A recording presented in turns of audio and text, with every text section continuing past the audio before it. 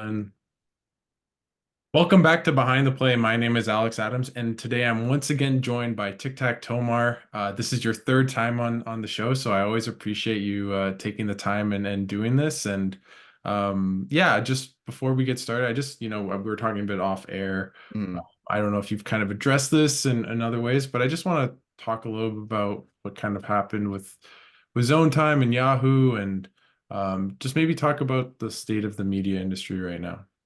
Yeah, I mean, I think it's an unfortunate circumstance that I think we're seeing in Canadian media as a whole. Yeah, I just got to the point where, all of Yahoo Sports is no longer a thing. And, that does include Zone Time, which it was definitely unfortunate. I mean, when the news first came out, we kind of all talked, well, me specifically, about how Zone Time was like one of my highlights of the weekend, that instead of just being a show where we talked about just hockey and Gary Bettman sucks and hockey, we were also able to kind of embrace like who we are individually. It was great, with myself and Julian and Avery and Sam and Arun coming in. Like we're able to really embrace and express who we were, not just fans, but also like black hockey fans, and bring that aspect and that culture into it. And even if the moments where the NHL decides to be completely bad, and having the space to kind of talk about that in those instances as well. So overall, it's a shame that Zone Time is no longer to be around, but we're hoping to get something going between that group, because I think it was something special that we had. So one day we'll see, maybe a Zone Time the sequel, or something down the line. Time to the zone or something like that. I don't know. Yeah, a Flip minute, things second, or around. something. Yeah, Yeah, something yeah, like that. Exactly. exactly. What do you think, before we get to the hockey, just Mhm. what that space for you, everyone who was of color, and talking about hockey, which is a sport that has really lacked the ability to really provide a platform for people of color to love the game. What Mhm. did that mean for you and everyone else on the podcast to be able to be a reflection of people that love the game, even if the game might not always love them? Yeah, I mean, I was joking around with my sister earlier, actually, that if it wasn't for things like Zone Time or like making podcast appearances, people wouldn't even know I was black. And when the first time it came up, like you see a whole bunch of comments like, "Wow, I had no idea you're black." I'm like, well, why is that? And, there's kind of a I guess, whether we're talking about people who work in hockey, people who play hockey, people who are fans of hockey, there is a expected standard. And I think shows like Zone Time, where we're able to completely address that, and also show other people that, hey, the definition of a hockey fan isn't just one thing. There are multiple paths, is multifaceted. So that was definitely one of the most, I think, important takeaways of having that space. And I know a lot of people who were part of those diverse groups, I think, really appreciated having a show like that. So that's one of the reasons why I'm gonna miss it, but it's also, I think, one of the main reasons as to why we're so determined to keep it going in some capacity.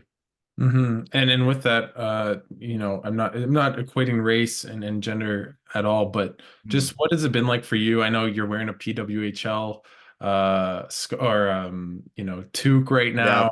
go Uh Toronto.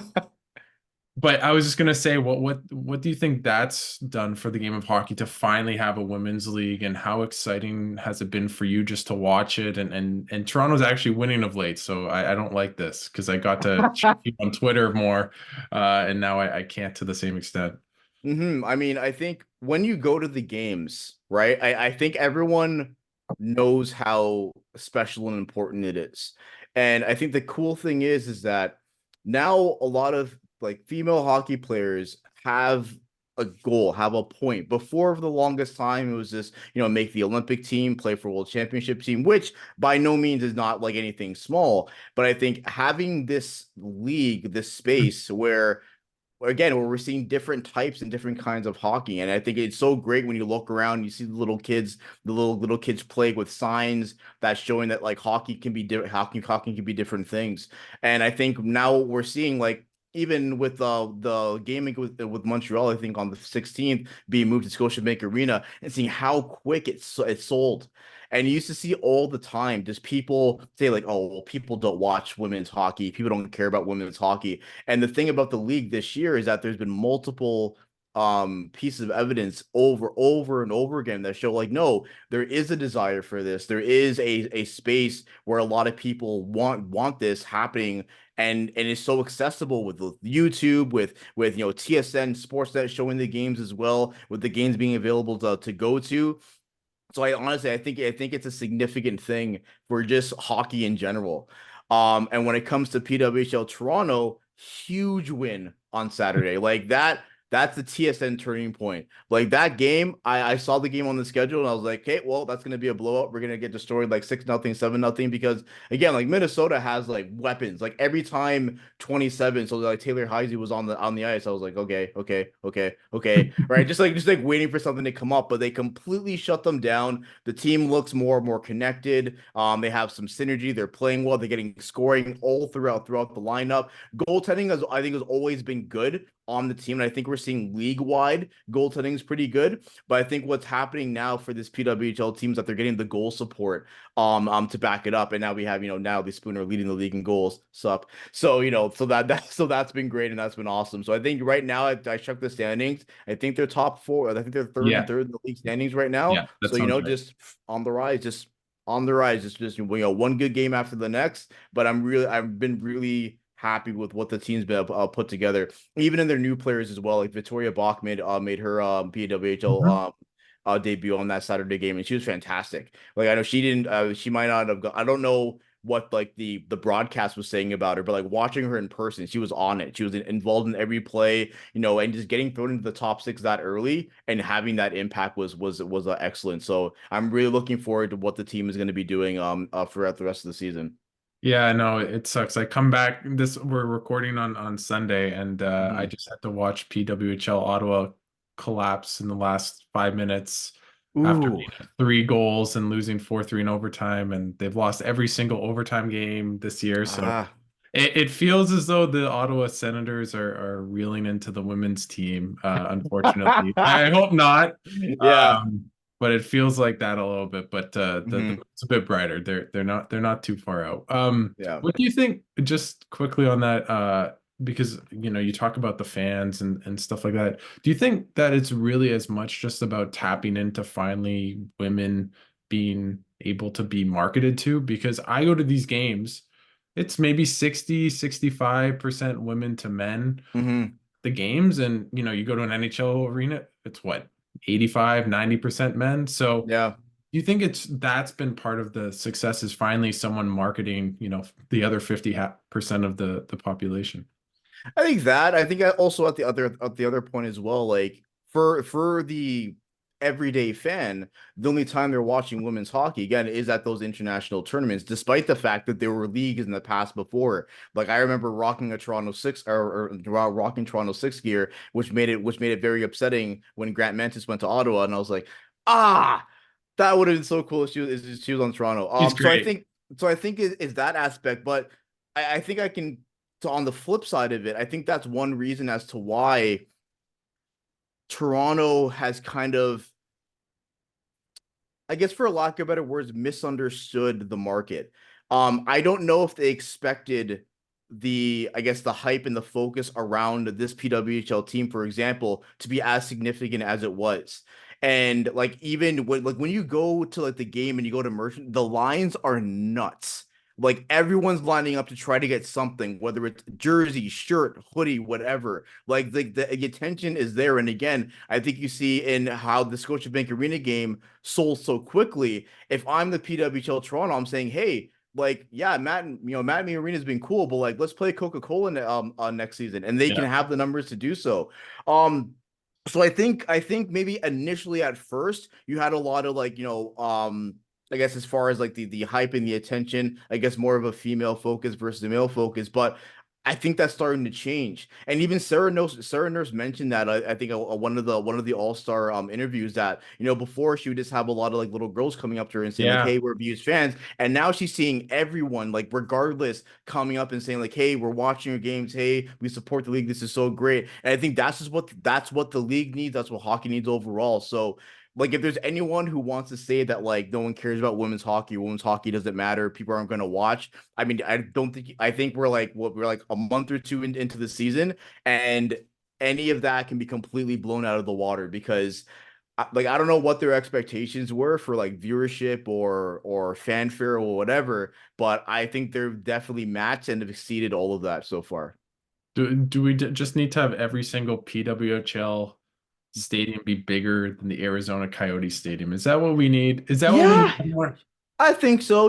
I think if you make a space available, people are going to show up. And you know what? And I don't know what the behind the scenes decisions were on like when it came to deciding like where is the Toronto team going to play, and maybe there were some doubts, but again, I think those doubts are just being laughed at because again, like the fans show up, the desires there, the drive is there, like they're selling out tickets, they're selling out merch, so like the passion's there. I think they just have to contain it and wield it. I'll go as best as I can to, transition to Mhm. uh, the Toronto Maple Leafs. Obviously, the team Ah, okay, you here we go. Yeah. love and sigh to on a daily basis. Yeah. Just if you had one word to describe the season for the Leafs, what word would that be? Um, Meh. Honestly, just like meh. Mid. And yeah, and I feel like some of it's self-inflicted. Because of the all the changes from the offseason. Kyle Dubas is gone. Brad Treliving joins, he adds his players. For the first time in a while, I was thoroughly interested in what the regular season will look like for this team. Because again, by proxy, you're changing playing styles. You don't have as many players who are quote unquote defensively sound. So how is that going to play? Sheldon Keefe doesn't have the GM who hired him, so maybe he has room to kind of change things a little bit. And yeah, and it's definitely been different. I've been more frustrated for sure. And I don't know if it's a valid frustration or if it's a frustration because I have such high expectations for the team. But overall, this has been very like kind of middling and mid. Austin Matthews has been Austin Matthews, which is good. William Nylander has, taken a step and then he signed his contract and said, you know what, I think I'm good. So that's unfortunate. Goaltending has been up and down. Joseph Wall was great. Ilya Samsonov was has come back and looked better. Martin Jones saved our season. No hyperbole. If Martin Jones is not in the organization when Joseph Wall goes down with injury and we have to run with Samsonov, we're done. Game over. It's over. Um, you're bringing Tyler Bertuzzi. You expect him to contribute offense, but he winds up being one of the most unlucky players in the league. So much so that he scores the goal and he gets turned back because of some bogus goalie interference thing. Whatever. We're not going to get into that, right? Okay. And then injuries are starting to pile up. But again, overall, I just think based off of where my expectations were for the Leafs, if you would have told me in say July that on February 4th they'd be in the first wild card spot, I'd say what the heck happened? And because that's where they are. And my concern is like the other teams behind them aren't like crazy close, but after a week or two, they could get closer. I mean, look at Edmonton was like what bottom five, and they decided to win 16 games in a row, whatever it is, and now Yeah. they're right back in it. And I think what we're seeing now, especially in the East, is that it's not as separated as it was in the past. Before it was just okay, it was just Boston, Toronto, Tampa. But now you're starting to see a little bit more spread out where like teams who may not be in a playoff spot now could still go for it. Like I don't think Pittsburgh's in a playoff spot right now, but they're still going to try to go for it. Like they have to, right? So a little bit middling to the point now where a lot of people always ask like, "Hey, what should the Leafs do at the deadline?" And I'm really like nothing. Nothing. They're like, oh, but you have to buy. I'm like, no, you don't, because what have they shown that's worth giving up assets to try to make the team better? At this point, I'd rather them do nothing and then just like see what happens Mhm. in the playoffs. So yeah, just overall, just a very like just meh, middling. Again, How some individual performances have been great, but as a team, nothing that's really made me smile all the time about. how much of that is on Sheldon Keefe, and is he the right man for the job in your mind? I don't know. I honestly I don't know. I know Sheldon Keefe has been a focus, I think, all of this season because a lot of people disagreed with the decision to extend him. And especially once Guy Boucher got hired as his assistant, and it's like, huh, okay, so that's the assistant or that's the replacement in the event that things go wrong. And you know what? Like when the team's playing well, that's also Sheldon Keefe's doing as well, right? Now, the problem is when they're not playing well, there are things that continue over and over again, and you ask yourself why, and I don't get it. His line combinations are weird sometimes. I don't get it. I don't understand. When he chooses to use lines, that I disagree with sometimes as well. They'll score a big goal. David Camp's on the line. They give up a goal. David Camp's up. Overtime starts. David Camp's playing. And I'm like, why? That doesn't make any sense. I'm looking at the defensive pairs. TJ Brody has had a pretty bad season overall. He has not been demoted once. Morgan Riley makes one mistake. He gets demoted. Why? Nick Robertson has been great the entire season. He plays one game, scores a goal, he's in the press box. Why? So there are a lot of different decisions that Sheldon Keefe does that are puzzling, but at the same time, like when we think about I'm putting this like seriously, the regular season success that has been Keefe. Now, is there anyone who's not coaching right now that could be better in the playoffs? I don't know. Again, and yeah, on paper, there are people who have the resume for sure, but we have to remember this is the Leafs we're talking about. The Leafs, where what can go wrong will go wrong, to quote Stephen A. Smith talking about Dallas.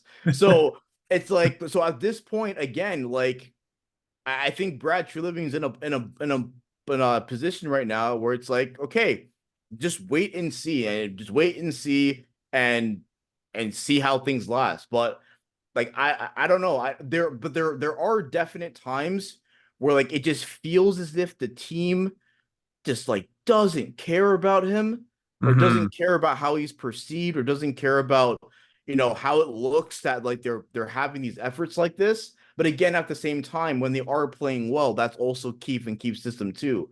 um so it's a mixed bag, and I think it would be a little disingenuous to only blame Keefe because again, a lot of like the roster decisions, that's I Brad Treliving. John Klingberg, that's Brad Treliving. Ryan Reeves, he scored a goal, it was hilarious. That's Brad Treliving. Max Domi, he's getting a lot of assists, but defensively, he's bad. That's Brad Treliving. So, like, it's a mixed bag of things, but I don't think Keefe has done enough to say, hey, you're absolutely the coach. Because I do think that if a better option is out there, that I wouldn't be surprised if Brad Treliving explores it.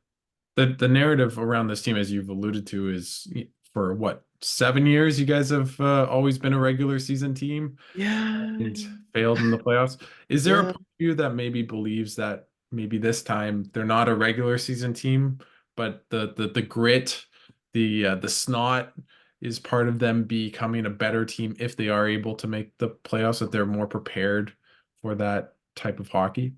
Alex, let me tell you a story. Um, there was a time where I always thought because there are a lot of GMs who have that perspective. I call it the Mark Bergevin perspective, but a lot of GMs have this. Just get in and see what happens. It doesn't matter if you're first, second, third, whatever, right? And a lot of people are like, "Oh, well, no, well, you have to get home ice and you have to get all this and you have to get all that." And I'm like, okay, so how did Florida make the Stanley Cup final last year? Well, Yep. right, yeah. So they got gifted a playoff spot. Let's call it what it is, right? Pittsburgh, they choked that game to Chicago. They should have won, they lost. Florida gets in. They face Boston. If anyone says with a straight face that they thought that Boston was going to lose, they're lying, right? So Florida, they go to 7 games. I don't think, like right off the top of my head, I'm not sure if the Panthers did anything at the deadline. I'm pretty sure they just No, nothing took that. major. Nothing major. Nothing major, right? Because again, at that point, I'm pretty sure they're out of a playoff spot. Yeah. And once the playoffs started, they started going into playoff mode, so doing all the stuff that's illegal, and they made it. They made it to the Stanley Cup final. So I'm watching the Leafs, and I'm okay. We are like legitimately worse in the regular season right now. And then I look at the player personnel. I'm like, okay, Tyler Bertuzzi, you're probably going to be annoying in the playoffs. Max Domi, you're probably going to be annoying in the playoffs. Jake McCabe, you were annoying in the playoffs last year. Morgan Riley, you've been playing well. So like, I'm thinking about that, and I wonder because the team used to always say that. I remember I laughed when Alex Kerfoot said at the beginning of last season, where it's like, oh, well, the regular season doesn't matter, right? It's all about the playoffs. I'm like, you're not wrong, Alex, but don't say that.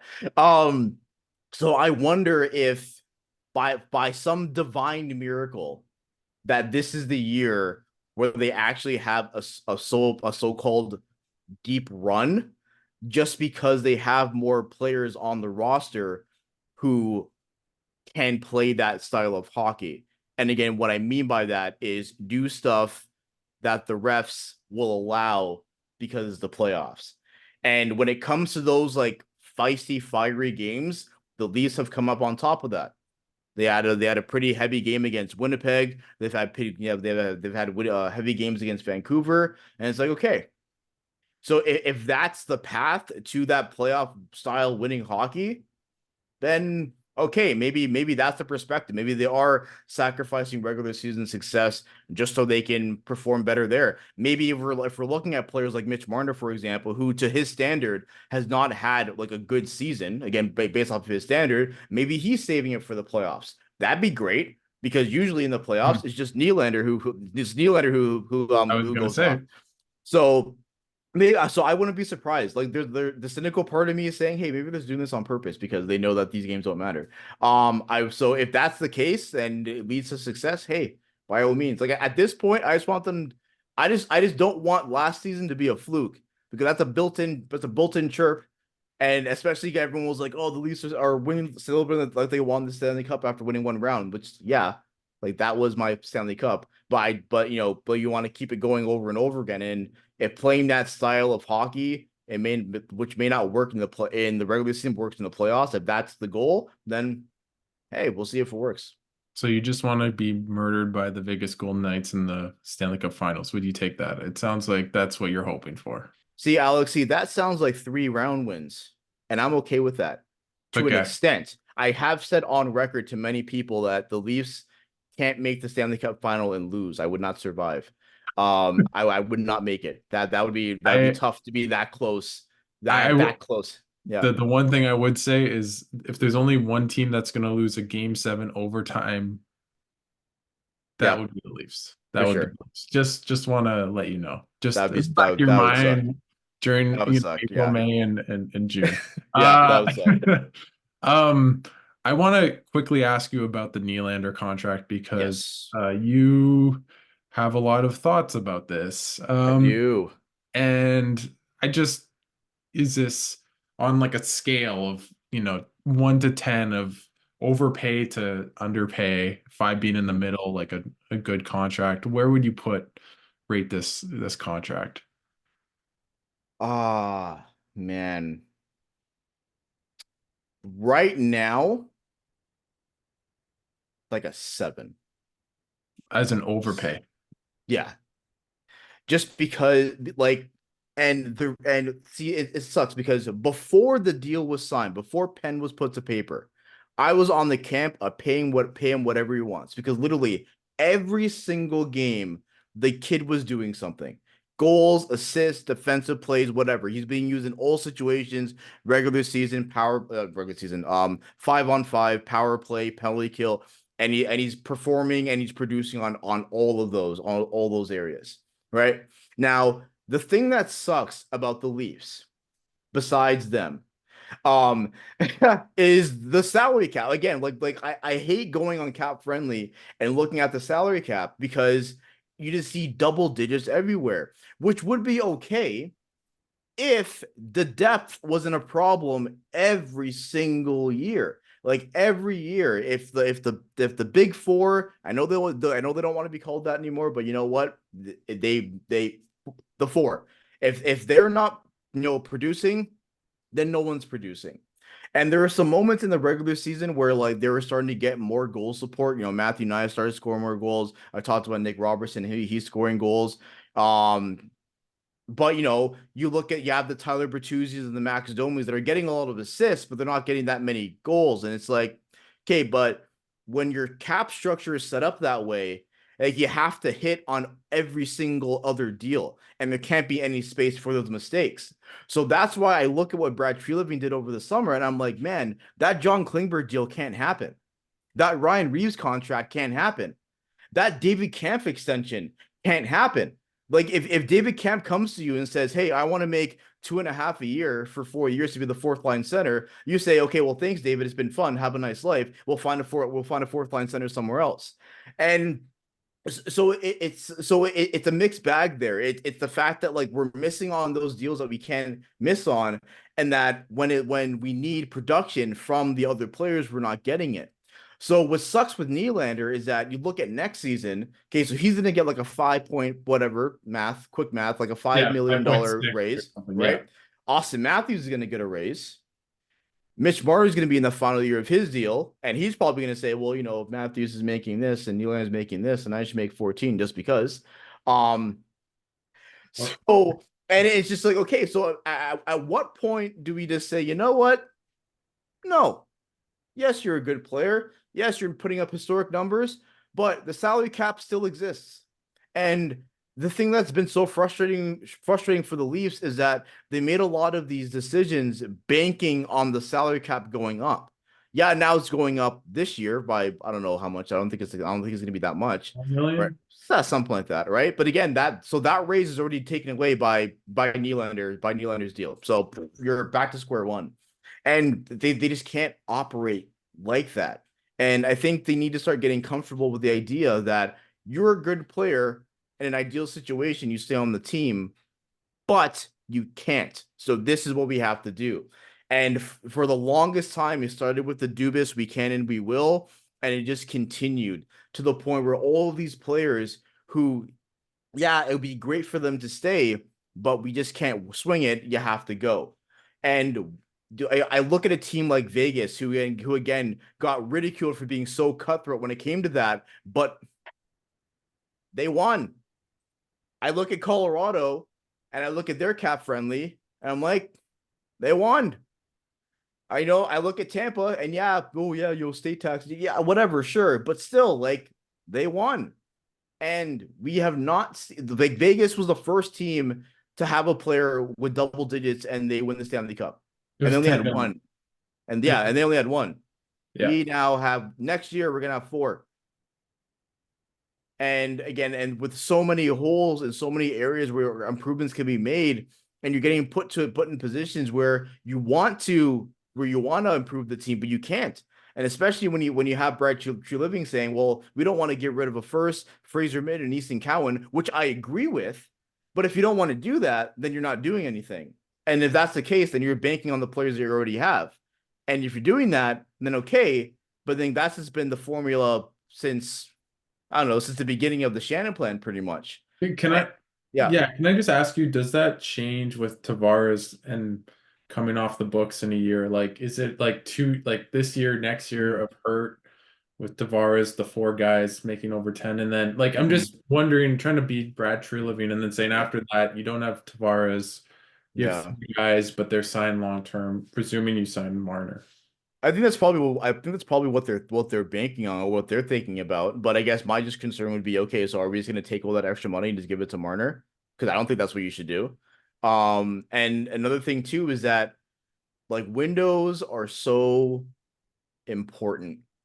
And right now, we're seeing Matthews, Nylander, Marner like play the best hockey of their career. And we're already starting to see signs of Tavares slow down. He just had like a nine goalless drought, 11 point drought that he just ended. But we're starting to see that slowdown that people said, don't worry about it when he was initially signed come to play. So it's all about the moment and the time. You look at Vancouver. This is the first time Vancouver's been like a decent, respected team in the longest time, and they said, "Okay, cool, let's go." And now they added Lindholm. thing. Oh Lindholm. my gosh, his name, Lindholm from Calgary, Zadorov. Zadorov. Like they're adding players because they recognize that we have an opportunity. And the thing that sucks for the Leafs is that they can't do that. They can't just say, "Okay, here's our time. Let's just go for it." Like arguably, that was probably last year.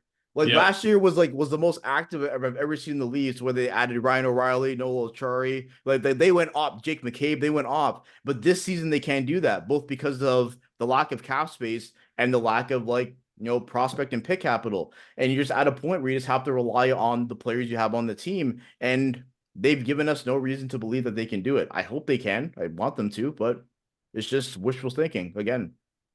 So what's going to happen with Marner then in your mind? Like, what would you do if you became Tree Living for the day or for this Hmm. off season and you were in the room with Mitch Marner? What would you tell him? What would your pitch be?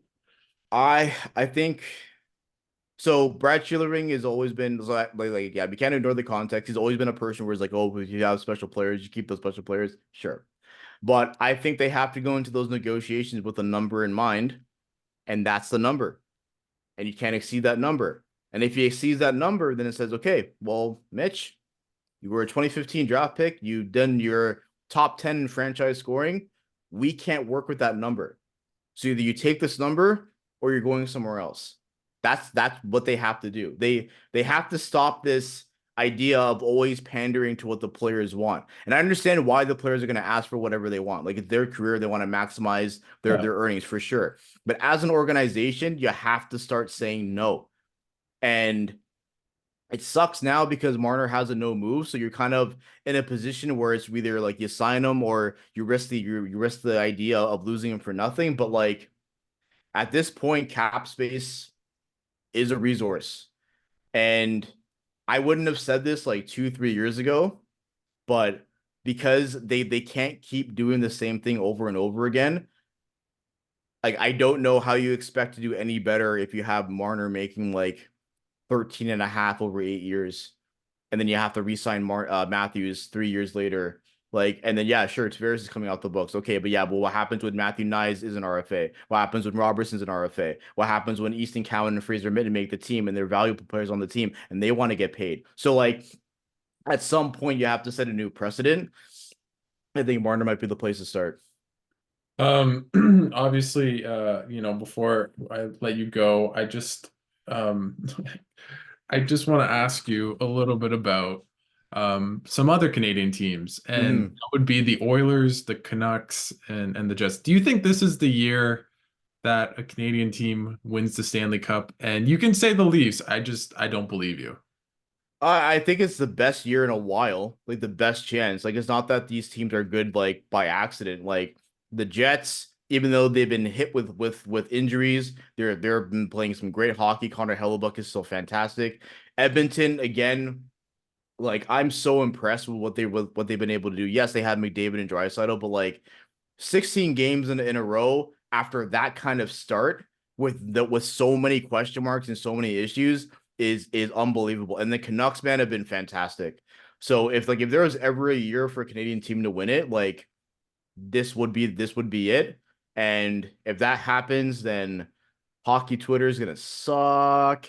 But yeah, I think this year is definitely the year where a Canadian team could probably take it.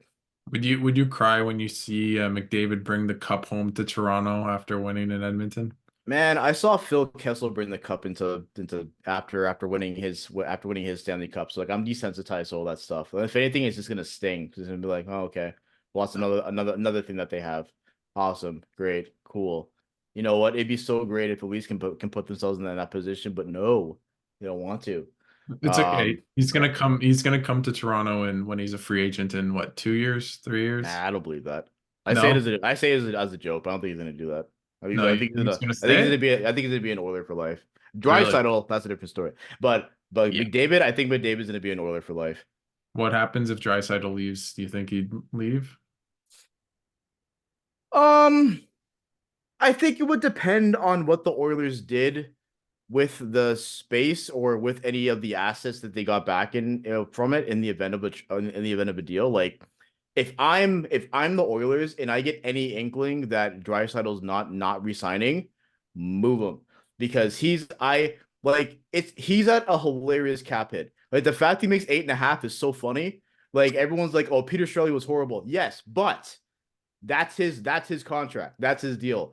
So yeah, and then if it does end up that Draisaitl is not on Edmonton, I don't know. I don't think McDavid would want to like get out immediately. I think you'd want to see like what's the next Mhm. step because they could take that package of whatever they get in a Draisaitl deal, for example, and use it to improve the team overall. Or maybe you have maybe between that time you have more prospects that are willing to make the team and have some contributions there. So I don't think Draisaitl being out automatically means McDavid's going to be out, but we'll see. Who knows? How excited are you for best on best hockey? The actual best on best or that stupid Four Nations thing they're doing. No, the Olympics. Who cares about those? We don't talk about the Gary Bettman's, whatever that is, but I mean, it should Yeah, be fun, but I guess better cool. than an all-star game. Come on. That's It's fair. That's fair. even, Yeah. I mean, I think it's awesome. I mean, I'm excited for the players, and I'm excited for players who, like, especially like a lot of those players from that 2015 draft class who haven't had an opportunity to play on Olympic teams. Now, that being said, I'm seeing a lot of people say like, "Oh yeah, it's gonna be so fun to see Canada and US in the Olympics." I'm like, "Are you sure?" I'm like, "Are you sure?" The US is stacked, like from goaltending to defense to the forwards. Like we could easily have like a Brady Kachuk Matthews, Matthew Kachuk line, which is stupid.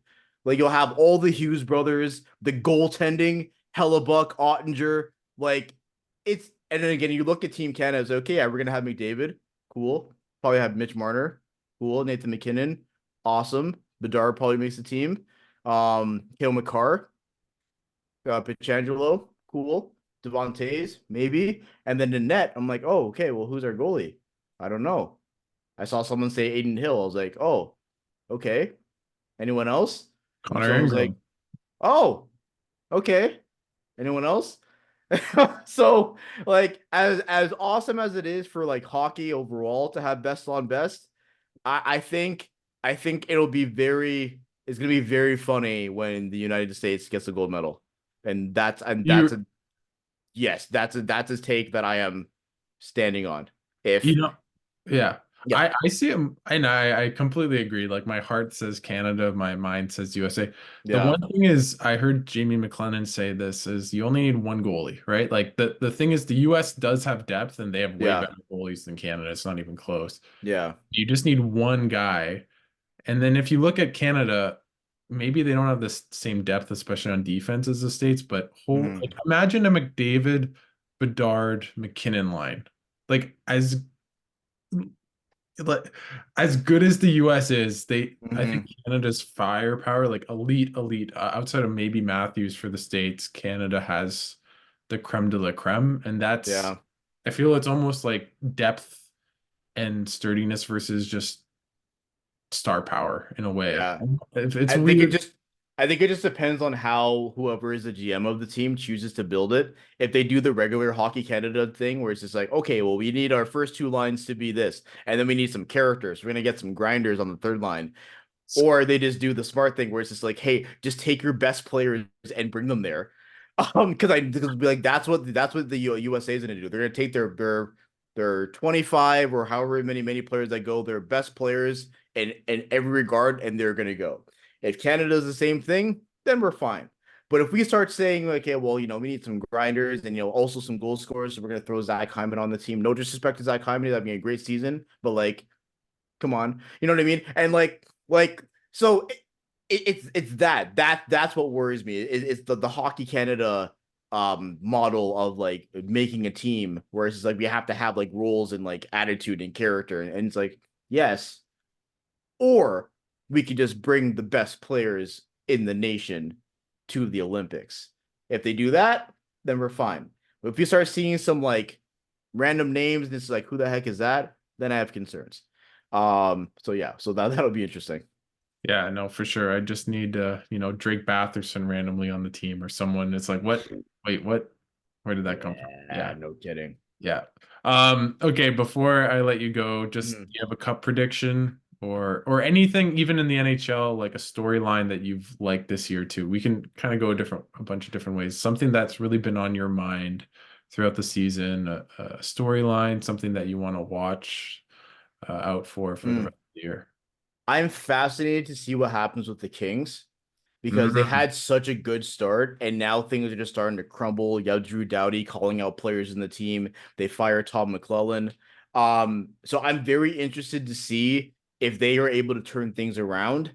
and if they face Edmonton in the first round again, because like those two teams have met over and over again, and Edmonton has been the team on top. So that's one team and series and I guess storyline that I'm gonna be focusing on for sure because I think it's so disappointing because I thought the Kings were a quality team to start and they kind of fizzled out a little bit. So hopefully they took the All-Star break as a reset and they can kind of get back to how they were playing before, and Pierre-Luc Dubois can remember what his contract is, and play to that contract. Um, so yeah, so that's something I'm going to be looking forward to.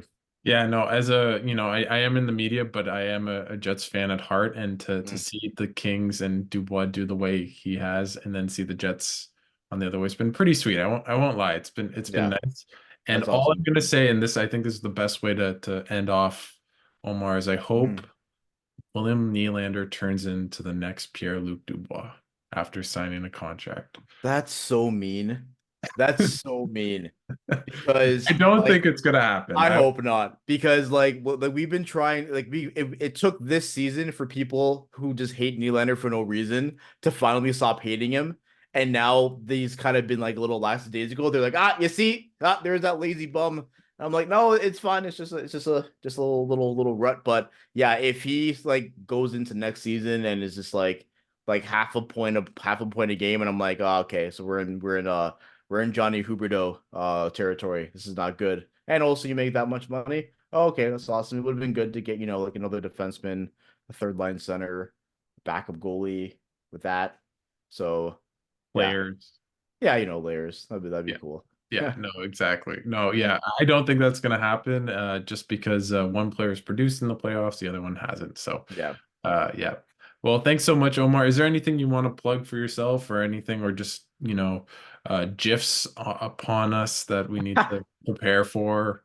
Yeah, I mean like the All-Star break is done there, so the season kind of will continue on. So just yeah, still on Twitter, still do the athletic observations sometimes. And yeah, and for when more when zone time picks up, just look out for that. We don't know what the name is going to be for yet, but it'll still be myself, Avery, Sam, Julian, Haroon. Like we're really hoping to get that back going. So that's something to look out for.